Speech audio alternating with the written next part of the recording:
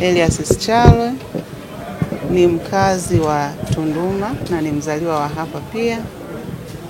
Nimekuja kuchukua fomu ya kuomba ridhaa ya kuteuliwa na chama changu cha Mapinduzi kuwania nafasi ya ubunge, kwa sababu kwanza nafasi ipo wazi, lakini pia nina uwezo wa kuifanya kazi ya ubunge kwa ajili ya wananchi wangu.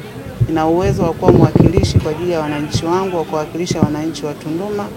Maana mimi ni mkazi wa hapa, mzaliwa wa hapa, ambaye nazitambua na kuzijua changamoto vizuri kabisa za wananchi wa Tunduma. Naamini katika uwezo wangu, kwa sababu ukianza kabisa na mkuu wa nchi yetu, Rais wa Jamhuri ya Muungano wa Tanzania, Mheshimiwa Dr. Samia Suluhu Hassan, amefungua na kuonyesha njia kwamba mwanamke anaweza kuwa kiongozi na akaiwakilisha nchi kwa ngazi yoyote ile.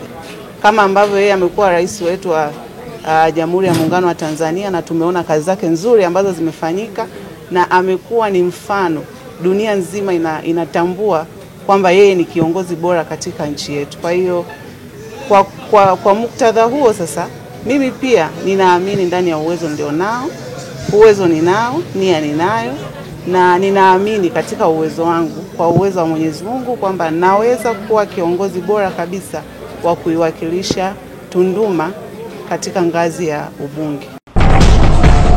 Mtazamaji wa J Online TV, ili uwe kwanza kupata habari kutoka JTV, subscribe, kisha like, halafu bonyeza kengele hapo chini ili uwe wa kwanza kupata taarifa pindi habari mpya inapokuwa imewadia.